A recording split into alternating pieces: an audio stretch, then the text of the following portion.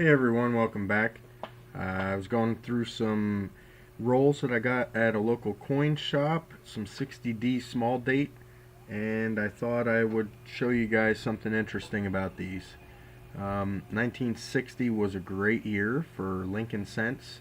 It offered both small date and large date in Denver and Philadelphia mints, and there are a treasure trove of double dies, RPMs, and a lot of different things to look for. So let's get right to it here. So what I have here under the scope is a 1960D small date, and what I want to show you is something that a lot of people mistake for doubling. On every small date coin, even late die stage like this, notice all these die abrasion lines here. This is a late die stage coin. So on every small date coin, you have what's known as master die engraving marks. This is just something that shows up on these coins, and a lot of people mistake it for doubling. So one way to diagnose the small date is the point of the 9 points down towards the mint mark. Another way to diagnose it is to look for these master die engraving marks. And even on this late stage coin, we see these. Let's put a few others under the scope here. I'm going through an uncirculated roll, and let's see. Now this one's real drastic. You can see it looks like a square under the point of the 9. So this is master die engraving, and it should be present on every small date 1960 coin. Another thing you'll find a lot of is die chips, where you have a letter or a number filled. Maybe I'll come across one of those while we're going through these. See these, once again, these die abrasion lines. That's for where once they use the die a couple 100,000 times, it gets worn out, and they take it and they use a wire brush and other tools, emery cloth, sandpaper, and they basically refresh the die. Look at this here. Once again, this will make people think it's doubled, but this is actually a form of machine doubling. You'll see some doubled eyelids on 1960D. Some minor doubled dies where you'll see an extra portion under the L, or you'll see some doubling on the T and the Y. This is not one, but just to show you. I hope I find one with a die chip here. Once again, you'll see there's 3 different coins. Here's number 4. All have it to some degree or another. This one is harder to see on the 9, but it's still there. Look through a few more here, and then I'm going to do some internet searching and see what we can come up with. That's what I do. That's where I get my information. I know the terms and I know what to look for, so that helps a lot. I know I see a lot of times on Facebook groups, people will say, well, why don't you just Google it? Well, if I've never seen something before and I don't know exactly what it's called, how on earth are you supposed to Google it? What would you Google? What search term would you use?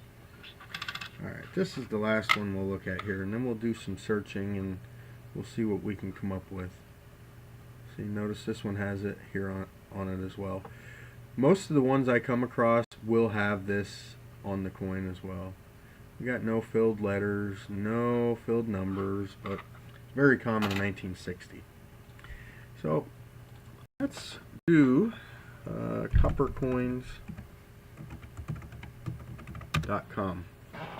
This is Chuck Daughtry's website. It's very easy to use, very good website. And let's do 1960.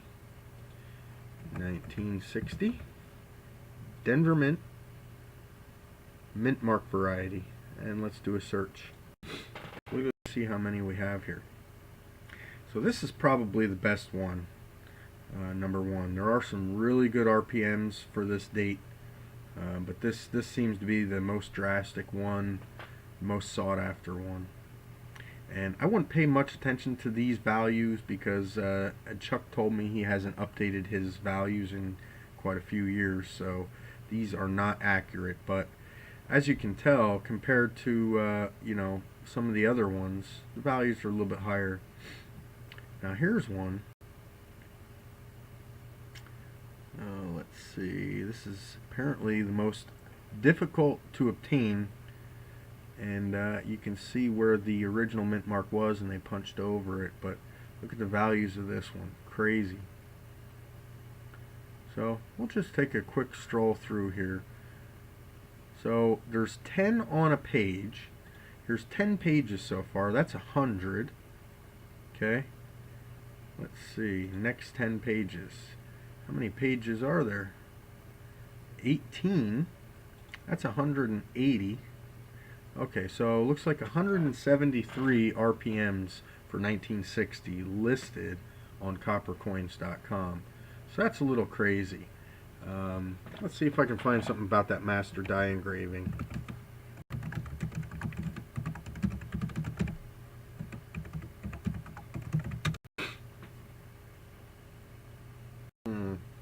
Well, let's see here. Lincoln Cent Forum has something.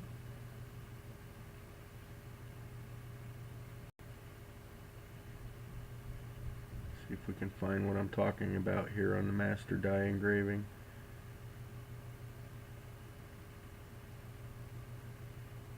Here we go.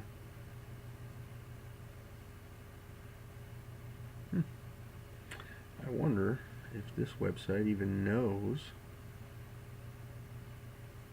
Well, it does say, remember that all these extra marks will appear to either a great or lesser extent on all 60 P, D, and proof coins that have small date, for they were engraved on the die that made the master hub for this year. So, there you go. Master die engraving marks.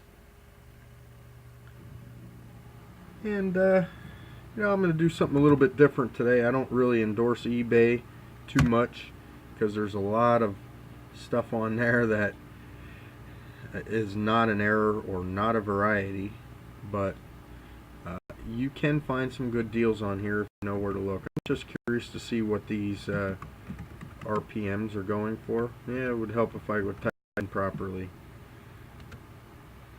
Let's see. Just do a generic search for 1960 RPM.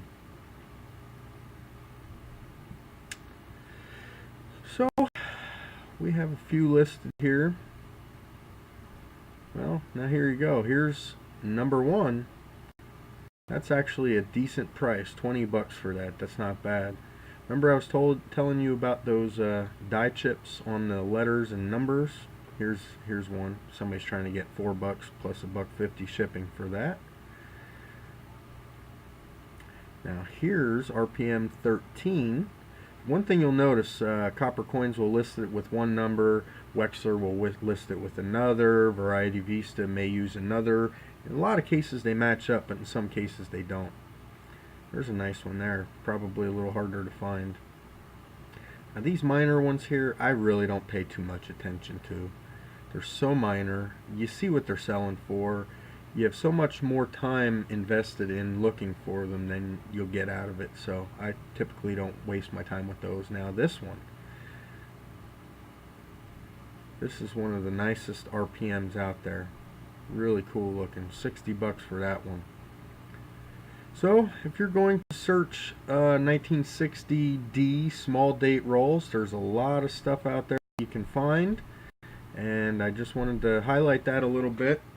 And we'll finish up with going through a few more of these rolls here, a few more of these coins in this roll, I'm sorry. And I'm doing a quick search on these. I'm only looking for major RPMs. I'm going to sell these rolls on the CoinOp sales group. I'm not looking for anything else, just major RPMs. I did see a few minor RPMs in these rolls that I was going through, and I left them in there. I didn't bother to pull them out. So, well folks, I hope you enjoyed and learned something here, and see you on the next video.